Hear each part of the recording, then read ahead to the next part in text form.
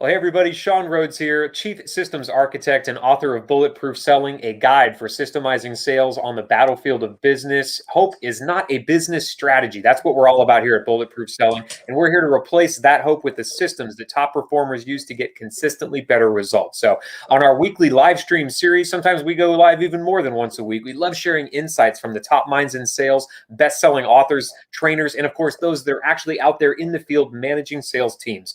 And my commitment is that every single live stream we do like this, you get to leave with a sales system that'll be able to help you out no matter the size of your business or the size of your goals. So joining us today is Brian Haug. I got to meet Brian through another sales trainer friend of mine, and Brian, one of the sharpest minds in sales, because I got to speak with him. So I know this already. You're going to get a lot of value out of this episode. So Brian, welcome to the show, sir. Tell us a little bit about who you are, what you do, and the industry that you serve. Give us the top line, man. Sure. So thanks, Sean. I appreciate you having me. Thanks for the build up. Put a lot of pressure on me there. Absolutely. So I am the EVP of healthcare for Michael J. Hennessy, or MJH Life Sciences. Michael J. Hennessy Life Sciences is the largest independent medical communication company in the country. We have about 700 employees, and we have about 63 different brands under our umbrella. Nice. And we focus on basically promotion or media, medical education, and research. We have our own in-house agency. So really a kind of a one-stop shop for our pharmaceutical partners. I've been in the industry for about 25 years with the same organization. So we've seen it build up from about 7 of us when we launched the company to, like I said, about 700 with offices across the country as well as in the UK. And how many salespeople do you personally manage? For me, I have about 30 salespeople that either directly or indirectly report into me on the healthcare side. Okay, and then talk to us a little bit about the sales cycle of your industry, because it sounds like your salespeople are interfacing with prospects and clients, and when the sale is made, they pass that on to a marketing team for delivery. Walk us through that. Sure. So I think, our sales cycle in a traditional sense, it varies depending on the complexity of the program. I think when you look at our industry, traditionally, they had what they called a selling season. And that selling season used to take place probably between, the July timeframe through the end of the year, where pharmaceutical companies would plan their marketing strategy for the following fiscal. And what we found over the last few years is that's actually kind of dissipated. And there's really no selling season. Selling season is all year. Okay. So there's no buying window for any one prospect. It's like, when do they need the service? Let's be there when they're ready. Okay. Yeah, I would say that's accurate. I mean, I would say 80% is still being planned out in that end of Q3, Q4 timeframe. So that's the majority of the kind of the marketing strategies and plans being built out from pharma. But we're seeing that a lot of, obviously, look at 2020, things change on the fly. So a lot of our pharmaceutical partners are adapting to, the environment, whether it be, something as crazy as the pandemic, or even, simply change of strategy mid-year, depending on how the sales team is doing in the field. There are a lot of variables that ultimately play into changes being made. So we're constantly selling. I think, again, to your point, the process it varies, but at the end of the day, it's really about being in front of your customer 24/7. And that could be either, nothing replacing a face-to-face, but in this virtual world, client touch points are key. But to your earlier question, once we do make the sale, my team does, put that into the pipe, and then it moves into typically what we would look at the project management phase, or we have a team of project managers, marketing folks that actually work to execute the program, bring it to fruition, and then see it through, the long tail. And so in 2020, we've chatted about kind of how the world changed for your salespeople. Did you have a mix in 2019 of inside sales and outside sales? And some folks might have been doing both in like a hybrid mode, or was it all outside sales for you? We focus, I'd like to say it's 100% outside sales. I have, 2 or 3 folks that are dedicated inside. They work on, kind of like recruitment and classifieds. But the majority of our sales team, our sales associates are outside sales. Obviously 2019, we saw a lot more of that. I would say, majority of our calls, 80-90% were face-to-face. At least initial calls. After that, sometimes from a maintenance standpoint, depending on where they are in the country, we do rely on, other platforms to maintain client contact other than face-to-face. But, in our book, nothing replaces a face-to-face opportunity. Obviously in 2020, first 2 months were pretty active in the field, and then everything came to a shutdown in March, and we quickly adapted to like everybody else to virtual platforms, whether it be Zoom, Teams, or what have you. But we needed to make that adaptation pretty quickly in order to maintain the momentum that we had through the first 2 months of the year. And then for your salespeople, then did you find that they had trouble adapting to that? Were some of your more senior salespeople really hesitant, like they wanted to hang on to the, like I'm hoping Delta still gets that flight out of Atlanta, man, because I need to stay in person? Or was everybody really willing to jump in feet first and learn this new virtual platform that we all have to use? Yeah, it's a great question. I mean, some of the more senior salespeople, I think it was a little bit more of a challenge to move into that virtual, because they, spent most of their career being in front of the customer, being on that plane, living out of that hotel, as you mentioned. But I think the adaptation went quickly. I mean, we had always, believe it or not, as an organization, we had utilized GoToMeeting years ago, and we practiced as a team to use that virtual selling model, especially after 9/11. That was probably our first foray into kind of a push into that virtual format, especially on the East Coast where we're headquartered. But I think we made a pretty quick adaptation. We utilized Teams for the most part. We practiced internally. We role played. We made sure that the sales team was equipped to have meaningful interactions with the customer, not only in this setting, but being able to demo and utilize other tools and other platforms to make the sales call a little bit more didactic. So, as a matter of fact, I just assigned a required reading to my team called Virtual Selling by Jeb Blount. Yeah. And it's been really, probably a little later in the game than I probably should have instituted it. But, I think it made me think about what's going to happen post-pandemic. And, to be honest with you, it looks like I don't think virtual selling is going to go away anytime soon. I think we'll ease back into it. We'll have some customers that are probably willing to see vendors face to face, but I think it's going to be a long tail. I think we're going to need to be prepared to maintain a virtual selling environment. And even after things open up, I think we've shown that it can be efficient. I think pharmaceutical clients have realized that there is an opportunity to have a non-face-to-face and still have a meaningful discussion. And I think that might stick around for a while. So, we're going to continually look at how to improve that interaction with our customers and maintain a solid footprint in the virtual space.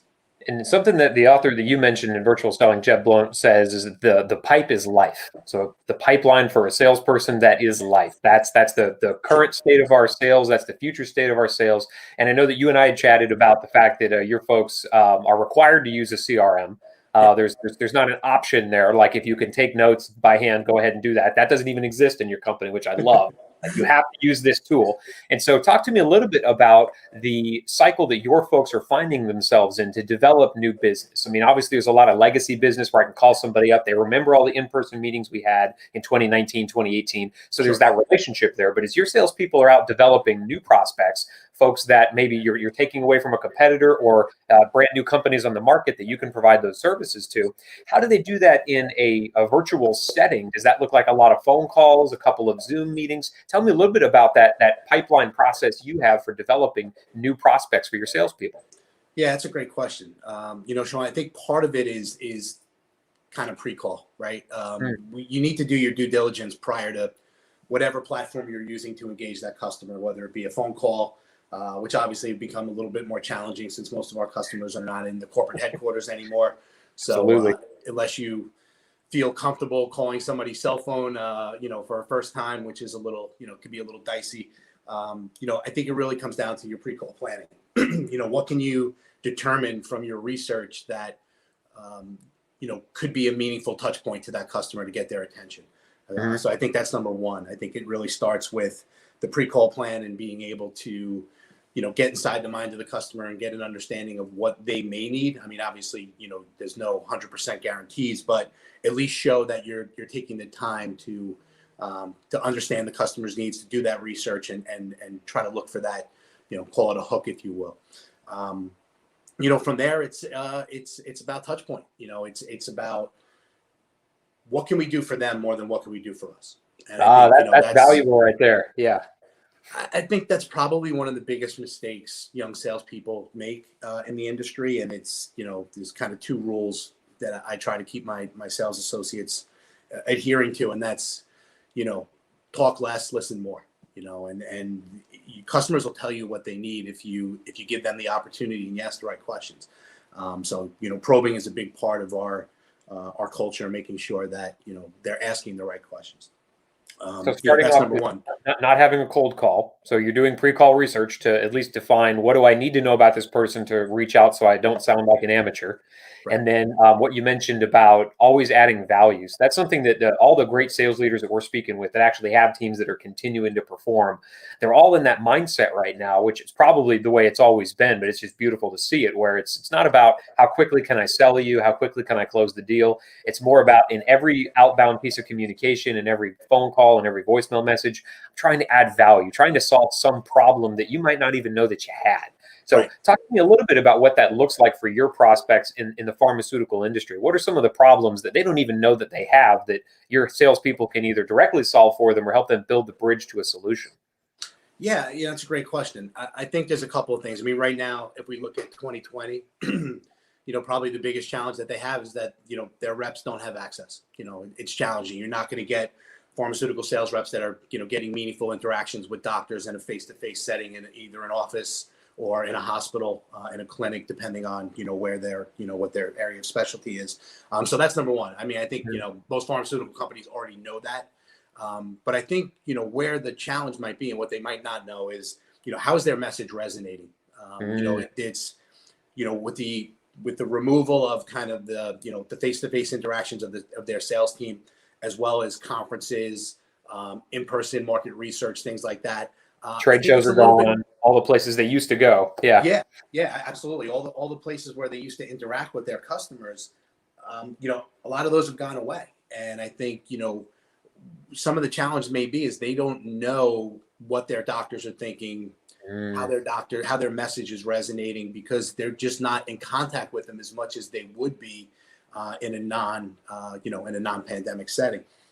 And I think, what was also interesting is I think a lot of these doctors are being asked to do more in this virtual setting. They're being asked to participate in programs more. Then you look at, their actual practice themselves, right? Telehealth, they're being asked to do more. They're learning on the fly to how to adapt to this environment. And that's leaving less and less time for them to provide that feedback or to interact with those pharmaceutical customers that we serve. Again, probably challenging them to understand, how am I really doing? How is my product being, utilized? How is it being perceived in the market? So I think a lot of that is an opportunity for us to offer that to our customers, to engage them with those doctors, to kind of create that that corridor, so to speak, to gain that valuable feedback so they can get a better understanding of how they're doing in the marketplace.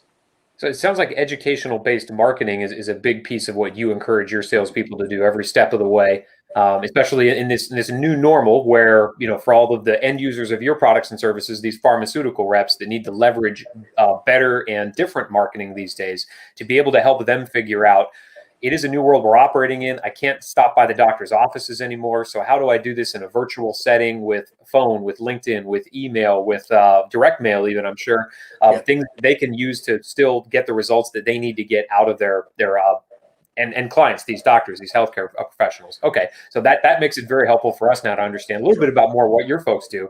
I'd love to know from your perspective, because you have 20 years in this singular industry. You've seen a lot of salespeople come and go. The ones that have stuck around, the ones that have continued to do well, did they have to learn the hard way what worked and what didn't? Or is there some secret sauce that they had that you've really noticed the high performers continually align with and replicate? If I can take all your high performers and put them in a room, what ties all of them together? What are they all doing in tandem that gives them great results, even in the midst of a pandemic? I think there's a couple of things. of course, not to give away the secret sauce, but Right. I think across any industry and good salespeople, I think the first is time management. It's their ability to carve out time every day, not get distracted, to be able to, focus on customer touch points, right? The best sales reps that I've ever worked with have just had the ability to always stay in front of the customer, even when they weren't in front of the customer. And I think a large part is, again, what we talked about earlier, is what can you do for them, not what can you do for you. Sending them market research, looking at yourself as a category, as a market leader, and not just, not looking at your customers as transactions, but, looking at them as long-term relationships. So, you're putting together, let's say, you're in charge of your annual sales meeting this year. I might look to give you some information, some material, some tips, whatever that I can pick up on how to run an effective sales meeting, right? Help me help you. And I think, that's where the best reps the ones that have that staying power, seem to be able to carve out time every day for client touch points. They know their customers well. They know what's important to them. And they put themselves in the customer's shoes and really, focus and as working as a resource, acting as a resource to that customer, as truly a partner and not just a vendor. So I think that's number one. And number two is competitive spirit. The guys, the men and women that have stuck around, that have really been, kind of tried and true for me, have all had that competitive drive. Whether it's internal competition, internal with themselves. I love hiring athletes. There's that inner drive in them. External competition, just, knowing who your competitors are, maybe being a dark horse and using that to kind of fuel your energy. But, you need that competitive spirit. And third, folks that can be innovative. I think what's really unique about our organization, we focus on innovation. But the innovation comes from so many different areas. And we really support our salespeople to be innovative in their thinking and bring ideas to the executive team. Some of the best ideas that we've been able to launch have come directly from our sales associates that have this kind of, if I can think it, we can do it mentality. And having that, broad organization like we do, it allows us to execute on many of those ideas. And quite frankly, not being afraid to take a risk. Not every idea is going to come to fruition. Is going to be a $1 million opportunity, but you got to break some eggs along the way, and we let our salespeople know, it's okay to bring ideas to the table that don't work. Keep firing, keep getting shots on goal, and keep thinking outside the box, so to speak, and good things will happen. And something that we've discovered in studying senior salespeople and junior salespeople, we call it like the innovation quotient, if you will. If you think of like a XY axis graph, and just a line going straight up the middle of that x-axis graph on a diagonal. The idea being that there's only so much room that we can hold in our brains at one time, especially in a very complex, stressful environment. Like if I'm in front of a prospect and there's a potential, $1 million sale in front of me, a lot of stress, a lot of anxiety could be produced there. If I say the wrong thing, this is done. If I don't provide value, this thing is already dead in the water. So the idea being that I can either focus on the steps that I need to go through in order to complete this sale, try to remember all of those, or I have the steps already set for me. I know where I need to walk this person through, what questions need to be answered, what deal we need to put together that's not off the shelf, what custom thing can I build, and I've got all that prepared. If all that's handled, now the rest of my energy can be focused on that innovation. And I've often found that even in my own sales, innovation happens on every single deal.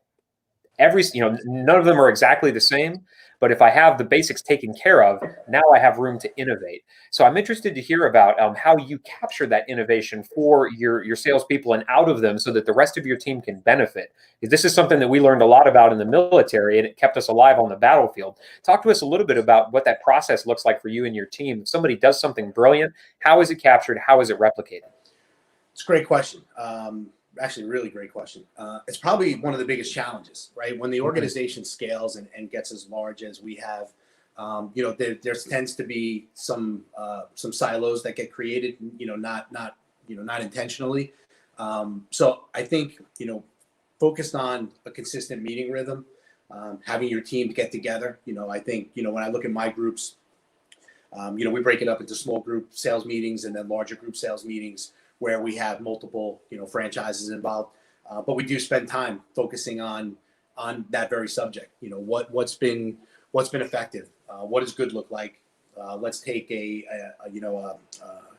program that has done well, has had clear KPIs identified, has met or exceeded those KPIs, and let's figure out how do we replicate that, and how do we teach the rest of the sales associates, what steps went into not only making that sale, but in creating that custom solution. So walk us through the thought process. Tell us what the customer's needs were, so that they hear that, and they share that with one another, so that it's not just, hey, this is a really great program that so-and-so developed, go sell this. Yes. Hey, this is a really great program so-and-so developed. Let's understand how it came to fruition. What were the questions that were asked? What were the answers that were given that made them move in this direction? And then how do we develop this, and why was it so successful? How do we meet those KPIs? And then, how do we use this in the field to, again, kind of replicate what good looks like, and know, I think for me, it's teaching my sales team to recognize those clues in the field. What words or key phrases were catalysts in getting us to that point on that program. And if you hear that, does your mind automatically go to, hey, if I hear this, I know this was a solution that was successful for a similar problem that another customer had.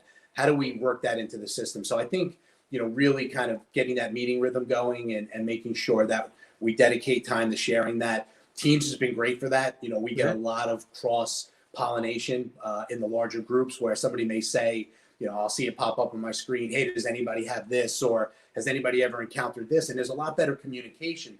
So I think, one of the, positives coming out of the pandemic has been kind of utilizing this platform, not only externally from a virtual standpoint, but also internally. And I think we've seen a lot better cohesion amongst the sales team, and a lot better sharing of information.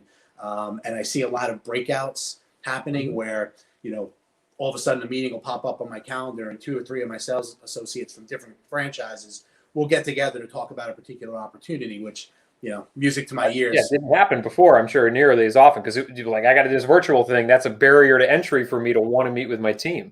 Yeah, so you mentioned a couple of things that are absolutely brilliant, and I want to help dissect a couple of them for our listeners.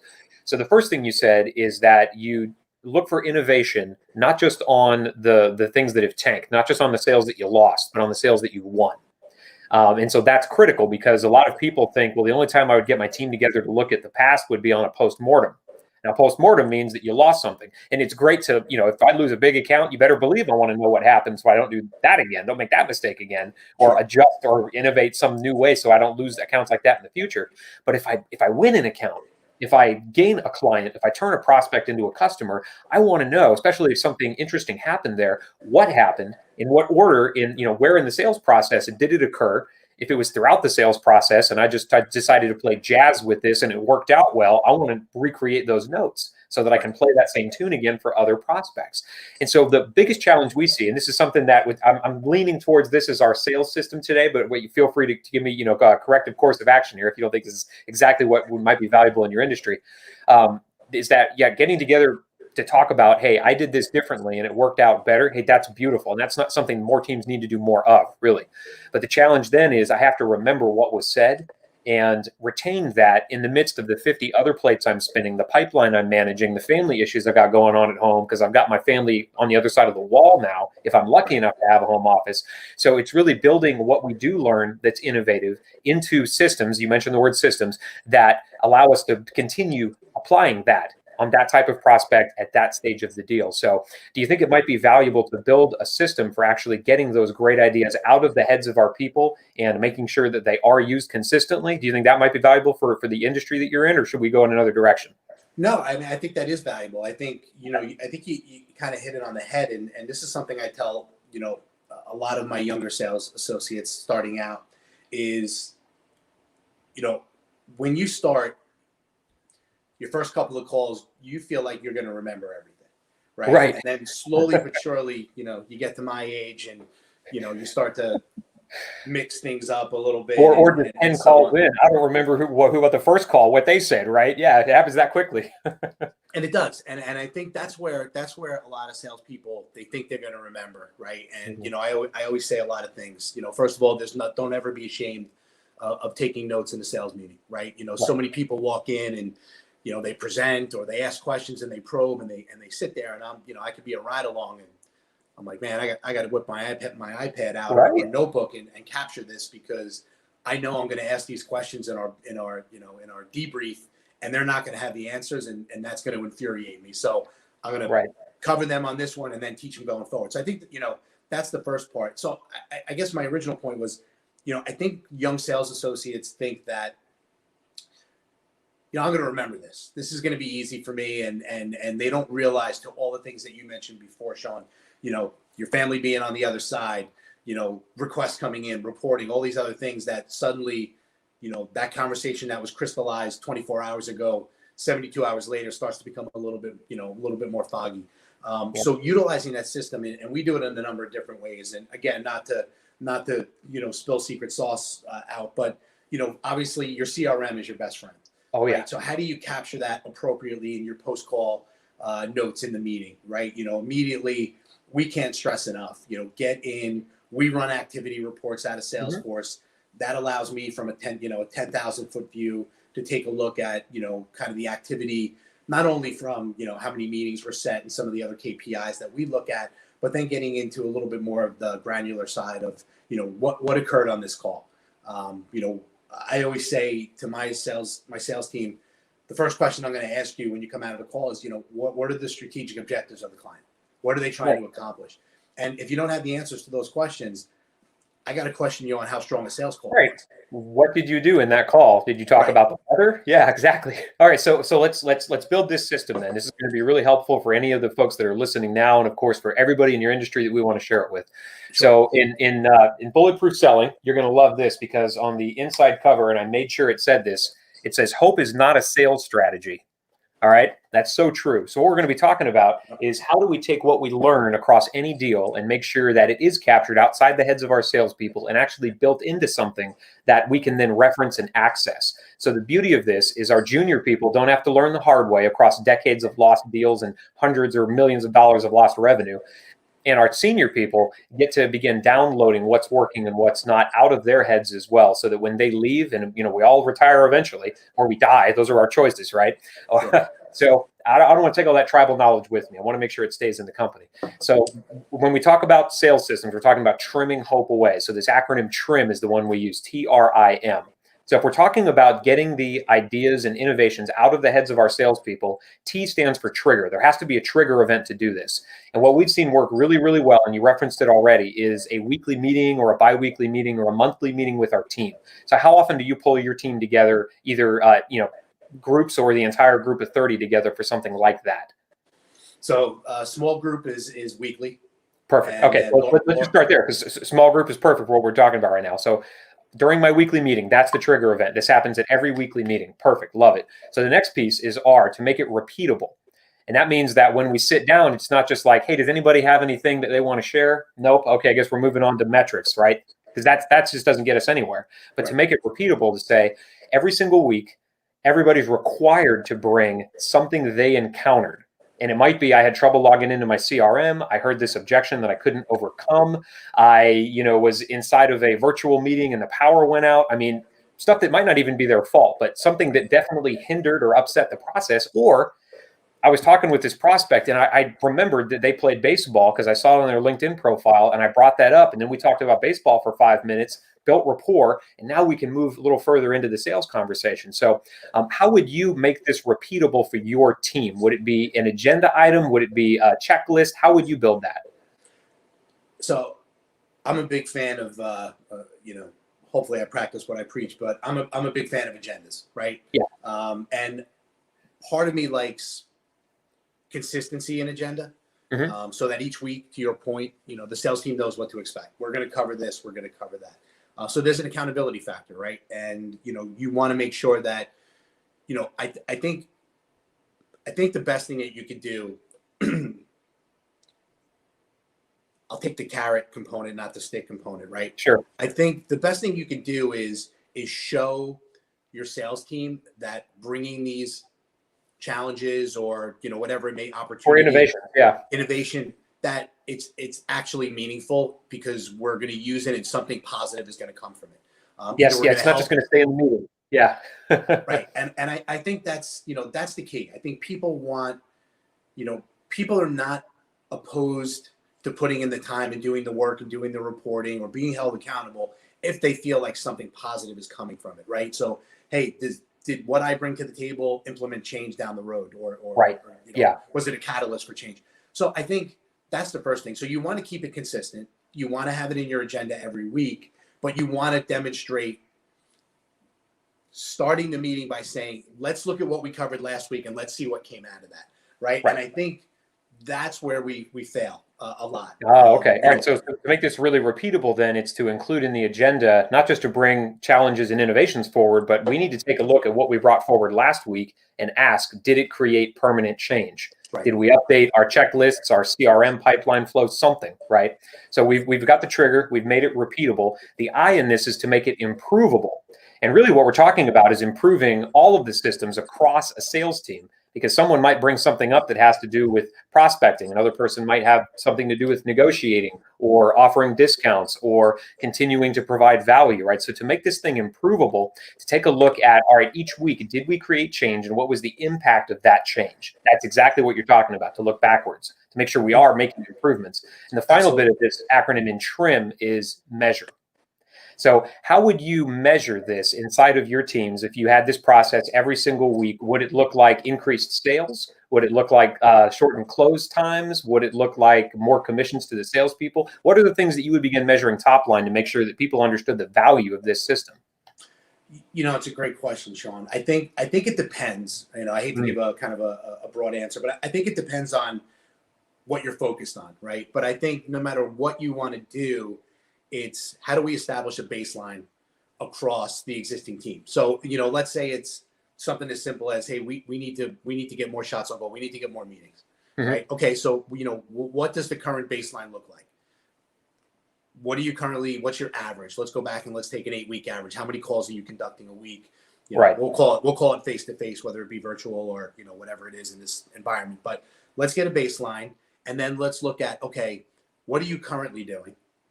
And then let's look at improvement process. Let's maybe insert, a couple of potential catalysts into the mix, and then let's measure it again. And let's, kind of like A/B testing. If you do this, are we seeing an increase, right? And probably the biggest challenge that my sales team comes to me with is, hey, we're just having a hard time penetrating and getting meetings, especially the younger folks, right? Sure. So it's, I always look at it as, okay, well, let's look, what's the expectation? What's the KPI? And where are you coming in versus that KPI right now? Okay. So what would good look like next week? If the goal is 10 and you're at 2, let's be realistic. You're not going to have 10 you might not get to 10 right away, but we can definitely get you to 4. Yeah. Right. And that's it. And that's exactly how I look at it. So let's get you to 2, from 2 to 4, and let's figure out what we need to do to get you from 2 to 4. What are you doing to get to 2 right now? Okay, what if we tried X, Y, and Z? Let's come back and measure it next week. And then they come back and say, it worked. I got 4. Okay, great. What do you think caused that increase? Right. How can we capture that so my brand new person can go from 2 to 4 that much more quickly? Right. And senior people can weigh in and say, well, dude, I get 20 meetings a week. I'd love to get your sauce, sir. How do you make that happen? And to have them be willing and open to share that. That's something that a lot of sales teams, especially the highly competitive ones, have problems with. Because, if you take my magic, you'll have my power now, right? We're all working for the same company, man. We're all trying to serve the same clients. We're not crossing customers. It's all good. We're a team here. So I love this conversation. We could talk for another hour or two, I'm sure. But I want to make sure we do wrap this up so people can go out and start selling things. So we've talked about this system. We've got the trigger. We've got making sure it's repeatable, improvable, and of course, measurable. So Brian, it's been a pleasure, sir. Talk to me a little bit about how folks can find out more about you, your company, learn about the great things that you all are doing. I appreciate it. The easiest thing is to go to MJH Life Sciences. That is kind of our corporate umbrella. Again, I mentioned 63 different brands, 4 different pillars. You can get everything you need to know at the on corporate site, and then from there, you can kind of dive down a little bit deeper into some of our capabilities, into some of the different verticals that we play in and compete in. But I think overall, it's it's been a great ride to see the organization grow and scale the way we have. And again, I think if you want to learn more about us, I mean, obviously, you can reach out to me. I can give you my email address, and I can always direct you in the right place. And it's very simple. It's BHAUG@mjhlifesciences.com. Love it. Learn more about our organization, or the again, the verticals that we fulfill. Be probably the easiest way, or mjhlifesciences.com. But wasn't here to promote us too much. No. It's exactly why you're here, sir, to share great practices. And of course, 20 years in one company, that's a practice in and of itself these days. Yeah, it's been a fun ride. I'm not going to lie to you, Sean. And this has been an interesting year, but I think we've adapted well. And some of the things that we talked about earlier have been the key to our success in a challenging time. I think is really come down to sharing what works, being open with one another, and making sure that we're training up our sales associates appropriately, so that they have the tools and the skills that they need to sell in a unique environment that we're looking at right now. It is indeed. And I'm sure with your mindset, with your belief system and continuous learning, your folks are going to achieve exactly that. So for all the listeners and viewers out there, make sure that you're following Bulletproof Selling on Facebook, LinkedIn, and YouTube for our live streams. Please check out that podcast that, of course, these episodes turn into. We've got a whole stockpile of them now over on iTunes, Stitcher, Spotify, anywhere else you can find podcasts. And, of course, for more sales systems to help you replace hope with certainty, check out the free resources that are updated every single week over at www.bulletproofselling.systems. Sean Rhodes here with Mr. Brian Haug. It's been a pleasure serving you. Brian, let's go out there and make selling bulletproof. Sean, the pleasure was all mine. Thanks for having me.